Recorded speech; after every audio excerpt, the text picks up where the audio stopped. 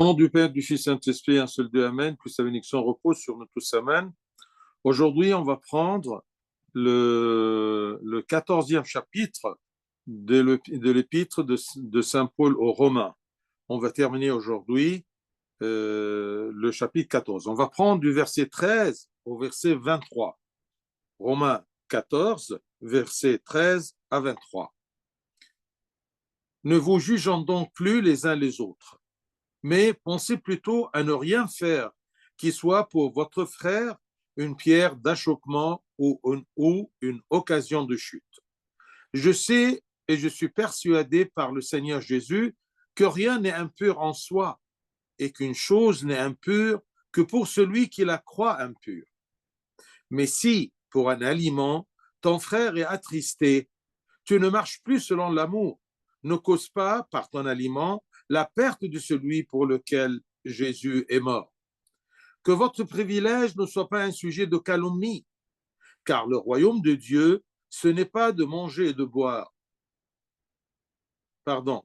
Car le royaume de Dieu, ce n'est pas le manger et le boire, mais la justice, la paix et la joie, par le Saint-Esprit. Celui qui sert Christ de cette manière est agréable à Dieu et approuvé des hommes. Ainsi donc, recherchons ce qui contribue à la paix et à l'édification mutuelle. Pour un aliment, ne détruit pas l'œuvre de Dieu. À la vérité, toutes choses sont pures, mais il est mal à l'homme, quand il mange, de devenir une pierre d'achoppement. Il est bien de ne pas manger de viande, de ne pas boire de vin, et de s'abstenir de ce qui peut être pour ton frère une occasion de chute, de scandale ou de faiblesse. Cette foi que tu as, garde-la pour toi devant Dieu. Heureux celui qui ne se condamne pas lui-même dans ce qu'il approuve. Mais celui qui a des doutes au sujet de ce qu'il mange est condamné, parce qu'il n'agit pas par conviction. Tout ce qui n'est pas le produit d'une conviction est péché. Gloire à notre Dieu éternellement. Amen. Donc, on termine aujourd'hui chapitre 14 qui nous parle toujours à propos de ceux qui sont faibles dans la foi, c'est-à-dire qui sont très sensibles aux détails, c'est-à-dire comme les chrétiens qui sont d'origine juive et ils ont gardé toujours le rituel ou beaucoup des rituels juifs. Donc, si vous vous rappelez bien, tout le chapitre 14, il parle à propos de prendre soin des faibles dans la foi et de ne pas les trébucher. La dernière fois, eh bien, on a eu du verset 1 à 12. C'était l'acceptation. On doit accepter ces gens qui sont faibles dans la foi, qui prennent à la lettre. Ils sont très sensibles à n'importe quel changement. Je peux exagérer en disant, si par exemple, au lieu de la bougie sur l'autel, on met une lampe électrique, il commence à être mal à l'aise. D'accord? Alors ça, ce sont les faibles dans la foi. Aujourd'hui, du verset 13 jusqu'à la fin, jusqu'à verset 23, eh bien, Saint Paul nous parle à propos d'éviter de faire trébucher ceux qui sont faibles dans la foi. On ne doit pas être une raison de chute pour ces gens qui sont faibles dans la foi. Alors, versets 13 et 14, il nous dit, nous ne jugeons donc plus les uns les autres. Et ça, c'est un principe, d'accord? Quand on a parlé à propos de juger les autres, on a dit, tu dois répondre à la question, qui es-tu qui juge le serviteur du maître? Ce n'est pas ta tâche. Et on a différencié entre juger et discerner entre le mal et le bien. Donc, nous ne jugeons donc plus les uns les autres, mais pensez plutôt à ne rien faire qui soit pour votre frère une pierre d'achoppement. Une pierre d'achoppement, c'est-à-dire une raison de chuter, une raison de s'éloigner, de trébucher sur le chemin de Dieu, une raison que cette personne soit choquée de l'Église ou du Christ lui-même. Mais pensez plutôt à ne rien faire qui soit pour votre frère une pierre d'achoppement ou une occasion de chute. Je sais et je suis persuadé par le Seigneur Jésus que rien n'est impur en soi et qu'une chose n'est impure que pour celui qui la croit impure. Donc, au lieu de mépriser les faibles, Saint Paul nous dit que notre principale préoccupation soit de ne pas les faire trébucher. En mangeant des choses qui sont impures à leurs yeux, sachant qu'il n'y a pas d'aliment qui soit impur aux yeux de Dieu. Parce que dans le christianisme, eh bien, rien ne rend l'homme impur, rien qui entre dans la bouche qui rend l'homme impur. C'est ce qui sort de la bouche, c'est-à-dire les pensées du cœur qui sont exprimées sur les lèvres de la personne. Donc, on doit être sûr qu'aucun aliment est impur aux yeux de Dieu, mais qu'il n'est impur que du point de vue de ceux qui le considèrent comme impur. Moi, je le considère impur, moi j'ai une pensée que c'est impur, alors je reste persuadé que cette chose-là est impure. Moi, je vois que ça, c'est tout à fait normal et d'après mon père spirituel même, d'accord, ça, ce n'est pas contre Dieu. Mais si un de mes frères qui est faible de foi, il est choqué si je porte cet habit ou je mange cet aliment-là ou je me comporte d'une façon ou d'une autre, d'accord? Eh bien, l'importance, ce n'est pas de le persuader que ça, ce n'est pas impur ou ce n'est pas faux. L'importance que je ne sois pas une cause d'achoppement pour mon frère ou pour ma sœur. Donc, sachez bien, et ne posez plus cette question-là. Est-ce que ceci est pur ou impur? On n'a pas des choses, on n'a pas des aliments dans le christianisme qui sont impurs.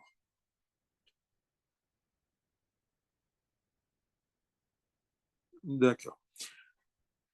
Sachant qu'il n'y a pas d'aliment qui soit impur aux yeux de Dieu, mais qui n'est impur que du point de vue de ceux qui le considèrent comme impur, c'est-à-dire du point de vue de ceux qui sont faibles dans la foi.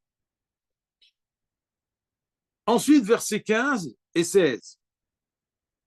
Mais si, pour un aliment, pour un petit détail, pour un aliment, ton frère est attristé, ou il est pensif, ou il est choqué, tu ne marches plus selon l'amour. Si tu l'aimes, ne sois pas une raison d'attrister ton frère.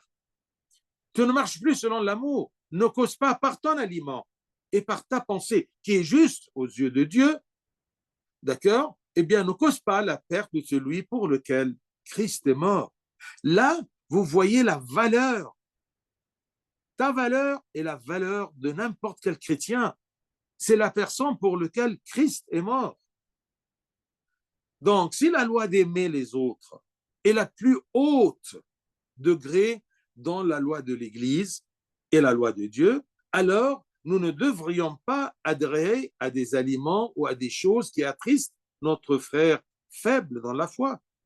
Ce frère-là, malgré qu'il est faible en foi, il est précieux pour Dieu, parce que Dieu, il est mort pour lui et pour nous tous.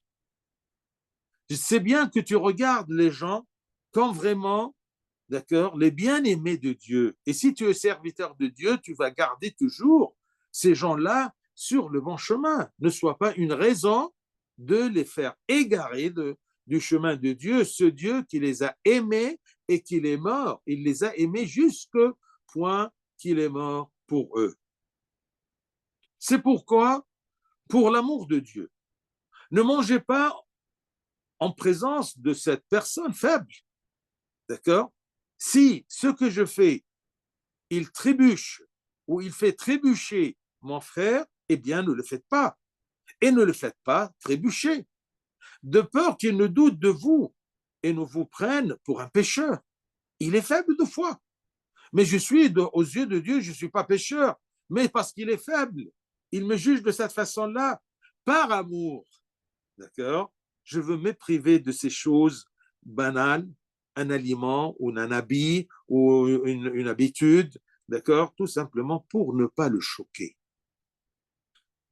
Disant que vous n'êtes pas bon, bien sûr, quand il vous voit comme ça, il va vous considérer comme pécheur, il va, surtout si vous êtes un catéchiste ou un responsable à l'église ou tu as un rôle à l'église, eh bien, tout simplement, il sera choqué. Il va dire, voyons, c'est ça les enfants de Dieu. Donc, faites à ne pas être une raison pour un faible dans la foi de chuter. Quoi que vous soyez bon et que vous viviez dans la liberté de la gloire des enfants de Dieu, Dieu nous a donné la liberté. D'accord. Surtout, du point de vue de ces aliments-là, il n'y a rien, comme je vous ai dit, et comme saint Paul nous a dit, il n'y a aucune chose qui n'est impure que pour celui qui la croit impure. D'accord. Mais pour Jésus, pour notre Seigneur Jésus, rien n'est impur en soi. Donc, faites attention aux autres. Faites attention au salut des autres. Et ces autres-là, comme saint Paul nous a dit, méfiez-vous, c'est pour nous et pour ces gens-là que le Christ est mort. Donc, si vous êtes lié à l'Église ou si vous êtes serviteur à l'Église, vous devez prendre soin de ceux qui sont loin et qu'ils rapprochent doucement et ne pas faire devant eux des choses, devant eux, des choses qui pourraient les mal comprendre. Ils vont mal comprendre ce que vous faites, malgré que vous avez une bonne conscience, mais faites attention à vos frères faibles dans la foi. Donc, faites attention à ces faibles dans la foi et ne les faites pas trébucher à cause de vous. Car vous êtes un modèle et un exemple pour eux. Attention, nous sommes observés de ces gens faibles dans la foi. Ils vont dire, ah oui, elle va toujours à la messe, mais regardez comment elle rigole. Est-ce que rigoler, d'accord, loin de la messe, bien sûr, parce que rigoler, c'est faux, d'accord, mais non. Mais il est toujours triste, il est sérieux, d'accord, jusqu'au point qu'on peut pas, on vient de prendre la communion, on rigole pas. Et au contraire, nous sommes heureux et rigoler. Tant que je rigole d'une façon où il n'y a pas de mots qui ne conviennent pas, d'accord, eh bien, ce n'est pas grave. Car n'oubliez pas que vous êtes toujours un modèle et un exemple pour eux. Ils ne s'attendent pas à ce que vous fassiez des erreurs et cherchent à vous imiter dans votre perfection. Ils sont faibles dans la foi. D'accord. C'est comme exactement que les gens regardent, par exemple, les prêtres, les évêques, le patriarche, d'accord, comme des gens qui vivent dans la perfection. Et on doit le faire. D'accord. Mais n'oublions pas que nous sommes des hommes et on a nos faiblesses. Vous voyez. Mais que Dieu nous donne la grâce d'être à la hauteur de la pensée de ces gens qui sont faibles dans la foi. Donc, les parents aussi doivent également faire attention à leur comportement devant leurs enfants. Si tu es catéchiste aujourd'hui, eh bien, faites attention, d'accord, à votre comportement. Vous voyez, parce que vous êtes observé. Et si vous êtes jeune aujourd'hui, demain vous serez des parents, eh bien, dès maintenant, on vous dit, faites attention, ayez toujours l'habitude d'être à la hauteur des pensées de ces faibles dans la foi, pour ne pas les faire trébucher. Donc, les parents doivent également faire attention à leur comportement devant leurs enfants, car leur colère et leur querelle, par exemple, sont très ennuyeuses pour les enfants. Donc, méfiez-vous parce que vous êtes observés de ceux qui sont plus petits dans la foi, plus petits dans l'expérience de la vie. Et ça, c'est une pratique de l'amour de l'autrui. Quand je prends soin de l'autrui et les sentiments de l'autrui, ça, c'est un bon chrétien. Ça, c'est vraiment qui aime son frère. Le verset 17, le verset Oui, verset 17.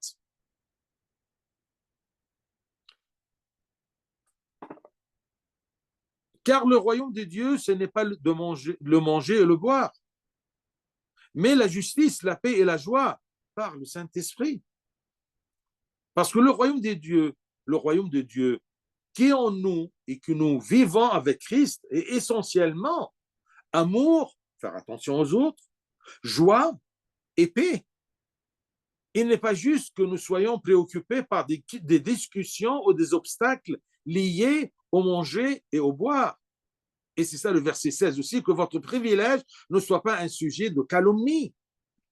On ne fait pas des disputes, d'accord? Est-ce que je suis libre de faire ça et je ne suis pas libre de faire ça? Mais c'est quand on vous demande de faire attention aux autres, c'est tout simplement pour ne pas les choquer. Considérons-les qu'ils sont faibles dans la foi. Ils sont fragiles. Eh bien, d'accord, je vais prendre pas des sujets qui ne sont pas essentiels, d'accord, et je les rends des sujets de discussion et de calomnie, d'accord, dans l'Église. L'Église n'a-t-elle pas instauré de l'an jeûne tout au long de l'année pour nous protéger de la préoccupation de la nourriture et pour nous accorder davantage de choses célestes? Donc, ne vous intéressez pas à ces détails nutritifs, d'accord? Mais ne soyez pas, à cause de votre façon de manger, de votre pensée qu'il n'y a rien qui est impur, d'accord? Ne soyez pas une raison de choc, d'accord, pour les autres. Car le royaume de Dieu, ce n'est pas le manger et le boire, mais la justice, la paix et la joie. Et ceci par le Saint-Esprit qui nous donne à chercher toujours la justice et la paix et la joie. Verset 18. Celui qui sert Christ de cette manière est agréable à Dieu, de cette manière de ne pas choquer les autres, de penser toujours à ses faibles, de les accepter.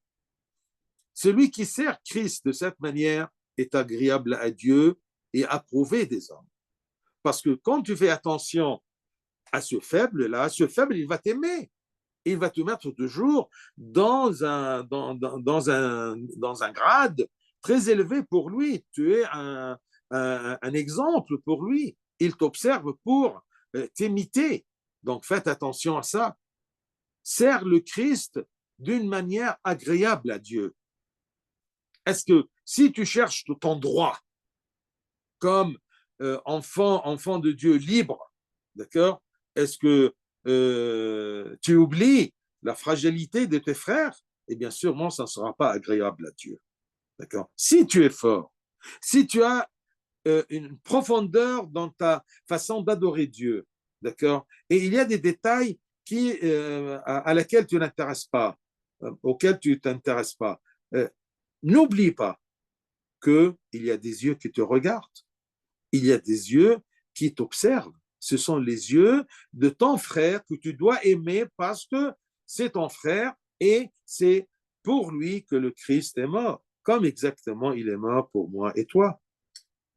Celui qui sert Christ de cette manière est agréable à Dieu et approuvé des hommes. Quel est le principe de cette manière qui est agréable à Dieu et approuvé des hommes? C'est de faire attention aux autres pour ne pas les faire trébucher, pour que nous ne soyons pas une raison de leur chute. Verset 19. Ainsi donc, recherchons ce qui contribue à la paix et à l'édification mutuelle. Je dois chercher à l'édification de l'autre comme l'autre va chercher à mon édification. Moi, je dois chercher la paix dans l'Église et entre mes frères, sur tous les domaines, que ce soit la famille, que ce soit mes amis, mes connaissances, mon école, mon travail, mon Église. Donc, recherchons ce qui contribue, ce ce qui édifie les autres et l'Église, parce que nous sommes les membres du corps de Christ, et le corps de Christ n'est que l'Église. Nous sommes membres dans ce corps unique de Christ qui est l'Église. Car le royaume de Dieu, je répète le verset 17, car le royaume de Dieu, ce n'est pas le manger et le boire, mais la justice. Qu'on soit justifié aux yeux de Dieu, qu'on aide les uns les autres pour être justifiés aux yeux de Dieu. La justice, la paix. Comment voulez-vous adorer le Christ roi de la paix si nous ne sommes pas en paix avec nous-mêmes et avec les autres? Et la joie par le Saint-Esprit. Ainsi donc, recherchons ce qui contribue à la paix et à l'édification mutuelle. C'est pourquoi il est bon que nous ne nous occupions pas de choses qui ne profitent pas à l'Église, parce que l'Église, c'est le corps de Christ, mais que nous travaillions et veillions avec toute diligence à établir la paix entre les membres de l'Église et à prévenir les divisions. Méfiez-vous, si vous êtes un élément de division, d'accord, dans l'Église, c'est quelque chose qui n'est pas agréable à yeux de Dieu, parce que vous menez à la division du corps de Christ. C'est ça le danger. Mais servez Dieu d'une façon qui est agréable à Dieu et approuvée des hommes. Que toutes nos paroles ne visent pas à détruire les autres et à prouver la validité de notre point de vue, mais plutôt à prononcer des paroles spirituelles qui les édifient spirituellement et les développent en Christ. Car celui qui gagne des âmes pour le royaume des cieux est un homme sage. Comme Salomon, quand il a dit au Proverbe, chapitre 11, 30, le fruit du juste est un arbre de vie et le sage s'empare des hommes. C'est comme si tu, par la sagesse et par l'aide de l'Esprit Saint, tu rassembles les âmes pour les amener au royaume. Tu construis le corps du Christ. Tu ramènes les âmes vers l'Église pour profiter de tout ce qui nous prépare au royaume et tout ce qui nous justifie aux yeux de Dieu. Ainsi donc, recherchons ce qui contribue à la paix et à l'édification mutuelle. Si je mange ceci, est-ce que ça va édifier mon frère? Si je m'habille de cette façon, ou si je pars de cette façon, ou si je discute de cette façon, est-ce que ça va édifier mon frère pour qui le Christ est mort, ou je serai une raison de sa chute? Méfiez-vous, d'accord, d'être une pierre d'achoppement. C'est ça ce que Saint Paul veut nous dire pour que nous pratiquions vraiment notre christianisme et notre culte, d'accord, d'une façon qui soit agréable à Dieu et approuvée des hommes. Verset 20. Pour un aliment, ne détruis pas l'œuvre de Dieu. Il répète ici pour vous montrer que pour des petits détails, d'accord, que tu peux t'emparer de ces petits détails, d'accord, tu peux sauver ton frère. Pour un aliment, ne détruis pas l'œuvre de Dieu. Dieu, il a œuvré pour sauver cette âme-là. Pourquoi tu cherches, d'accord, à le détruire par des petits détails ou par des choses néantes? Pour un aliment, pour un petit détail, ne détruis pas l'œuvre de Dieu. À la vérité, toutes choses sont pures, mais il est mal à l'homme, quand il mange, de devenir une pierre d'achoppement. Pour un repas ou pour un petit détail qui ne te gêne pas dans ta foi et ta relation avec Dieu, d'accord, tu peux être une raison de chute pour ton frère. L'œuvre de Dieu ici, bien sûr, qui est le salut et l'édification spirituelle des âmes, est bien plus importante que la nourriture, que les petits détails qui peuvent choquer nos petits frères, nos frères faibles dans la foi.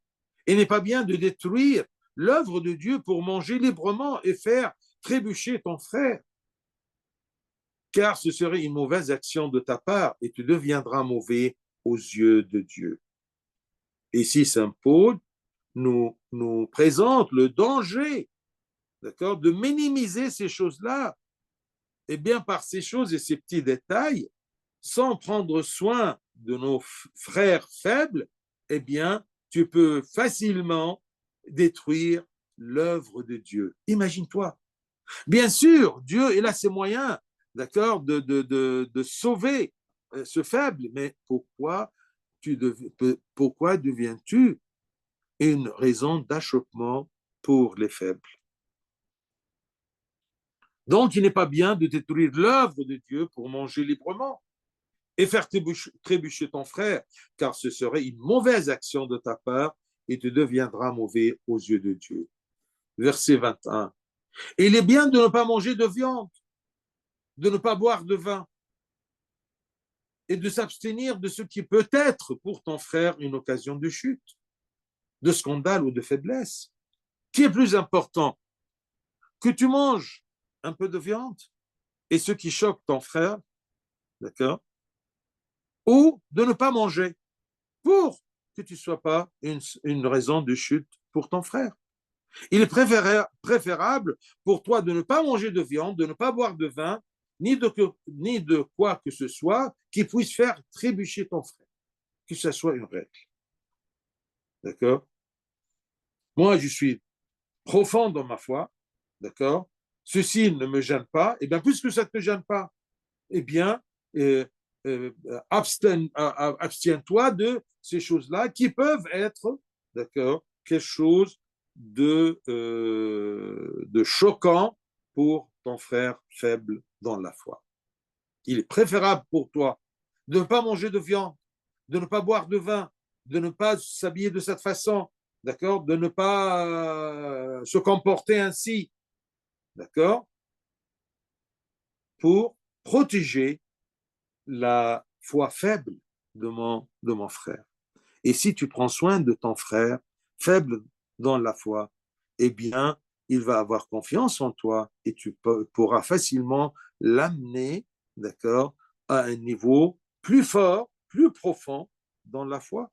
Mais donne-lui le temps de s'accrocher à Dieu, à comprendre la vraie, la vraie foi. Verset 22, cette foi que tu as, garde-la pour toi devant Dieu. Cette foi qui est forte et qui ne s'intéresse pas à ces petits détails, eh bien, garde-la pour toi devant Dieu, c'est-à-dire en secret. D'accord? Si tu es fort, si tu as des pensées un peu libérales qui ne gênent pas Dieu et qui n'est pas contre la loi de Dieu, eh bien, garde-la pour toi devant Dieu. Heureux celui heureux celui qui ne se condamne pas lui-même dans ce qu'il approuve. Il y a parfois des choses, d'accord, que j'aime bien faire. Et ce n'est pas désagréable à Dieu, vous voyez. Mais je commence à douter parce que je sens que ces choses-là, eh bien, elles gênent mon frère. Eh bien, évite ces choses-là, d'accord, pour que tu ne te condamnes pas dans ce que tu approuves. D'accord? Ça soit entre toi et Dieu. Ce n'est pas la peine de l'étaler devant les faibles dans la foi. Heureux celui qui ne se condamne pas lui-même dans ce qu'il approuve. Et même dans les choses positives. Moi, par exemple, je veux jeûner, d'accord, jusqu'à 3 heures l'après-midi. Et Dieu m'a donné par sa grâce ceci. Mais ceci va choquer, d'accord, un faible de foi. Comment je peux rester sans manger tout ce temps-là? Eh bien, que ce soit entre toi et Dieu, ce n'est pas la peine, d'accord, de l'étaler devant ces gens-là, d'accord? Et ne te dis pas que ça c'est faux, c'est trop, non, puisque tu peux, fais-le. Ne te condamne pas toi-même dans ce que tu approuves, tant que c'est agréable à Dieu, mais que ça soit entre toi et Dieu. Et c'est ça que tout ce qui est, tout ce qui est pratique et spirituel, eh bien, garde-le pour toi. Ce n'est pas faux, mais ne l'étale pas devant les gens pour ne pas choquer ceux qui sont faibles dans la foi.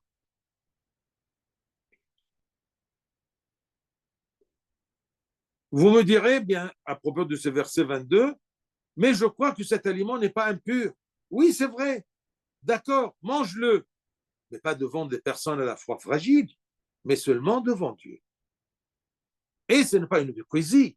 Non, au contraire, on a expliqué maintenant que ça, c'est pour aider et ne pas trébucher, faire trébucher ton frère qui est faible dans la foi. Mange-le, mais pas devant les personnes à la foi fragile, mais seulement devant Dieu. Ainsi, ta conscience sera apaisée et ne te reprochera pas d'avoir mangé ce que tu considères comme bon et non impur. C'est bien. J'aimerais bien que vous souligniez ceci. Heureux celui qui ne se condamne pas lui-même dans ce qu'il approuve. Est-ce que tout ce que tu approuves est agréable à yeux de Dieu? Ça, c'est une bonne question.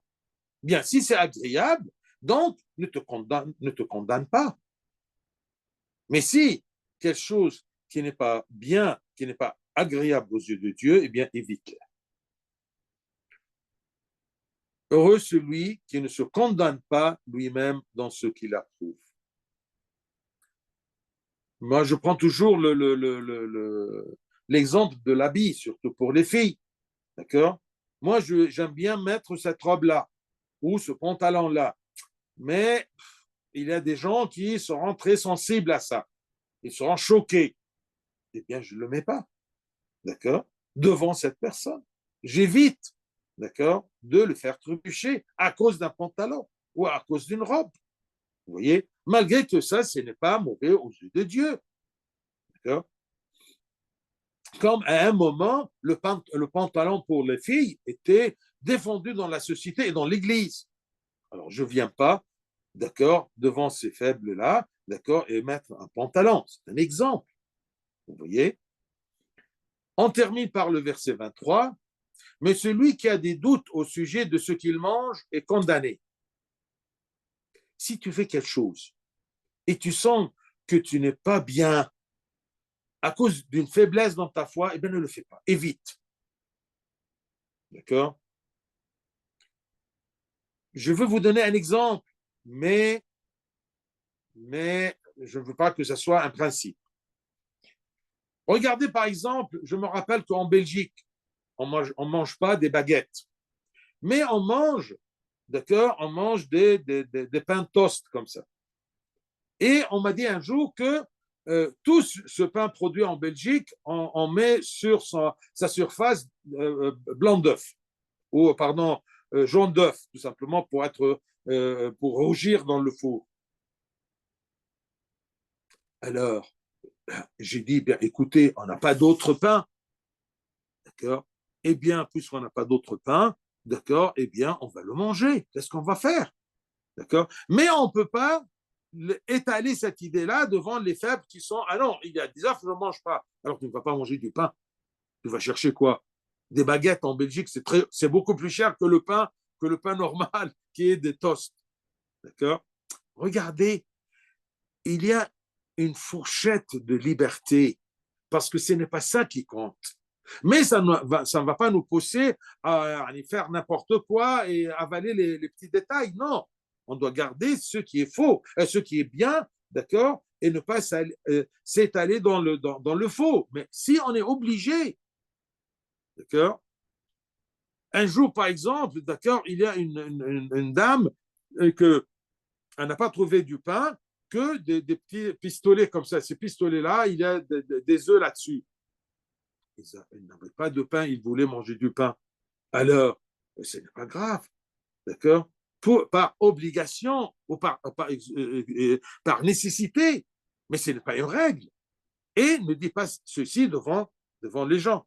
Et si tu es très sensible à ça, ne mange pas du pain, d'accord? Mange de macaroni, mange du riz. Désolé de prendre des détails dans des choses banales comme la nourriture, mais c'est ce qu'on vit chaque jour. Ce qui compte aux yeux de Dieu, c'est ton cœur, c'est la paix, c'est la justice, d'accord? C'est ce qui réjouit le cœur de Dieu de te préparer au royaume des cieux, non pas le manger et le boire. Mais celui qui a des doutes au sujet de ce qu'il mange, puisque tu as du doute, si tu le fais, tu es condamné. Parce qu'il n'agit pas avec conviction. S'il y a un doute, donc il y a quelque chose qui est faux. D'accord? Tout ce qui n'est pas le produit d'une conviction est péché. Et bien sûr, cette conviction, ça ne vient pas de tes pensées, mais de la loi de Dieu. Donc, en principe, quand tu doutes dans une chose, eh bien, évite-la. Parce que si tu doutes et tu n'es pas convaincu que c'est juste, eh bien, si tu le fais, tu es condamné. Parce que tout ce qui n'est pas le produit d'une conviction est péché. Quant à celui qui mange quelque chose alors qu'il est dans le doute et qu'il n'est pas sûr de la justesse de ce qu'il fait, il vaut mieux ne pas en manger, de peur que cela ne lui soit imputé un péché. Regardez, depuis le chapitre 12 jusqu'à la fin, comme on a dit, eh bien, ce sont des choses pratiques. Il y a toujours des principes de 12 à 16, du chapitre 12 à 16 dans l'épître de Romains. Ça, c'est un principe que tu dois garder dans ta vie. Tout ce qui n'est pas le produit d'une conviction est péché. Et bien sûr, conviction, c'est par la guidance de l'Esprit Saint qui est en toi. Parce que tu peux être convaincu d'une chose qui est totalement fausse. Tout ce qui n'est pas le produit d'une conviction est péché. Et l'autre principe, heureux celui qui ne se condamne pas lui-même dans ce qu'il approuve. Est-ce que ce que tu approuves est agréable aux yeux de Dieu? Quand tu es devant une situation dans ta vie, pose-toi cette question-là et sois bien sûr juste, d'accord? Et suis la loi de Dieu en jugeant ceci, d'accord? Heureux celui qui se condamne, qui ne se condamne pas lui-même dans ce qu'il approuve, et tout ce qui n'est pas le produit d'une conviction est péché. Et je vous rappelle toujours, à propos de chacun autour de nous, regardez-le, d'accord, comme une âme pour laquelle le Christ est mort. Que Dieu nous protège d'être une raison de chute pour quelqu'un pour qui le Christ est mort. Gloire à lui éternellement. Amen.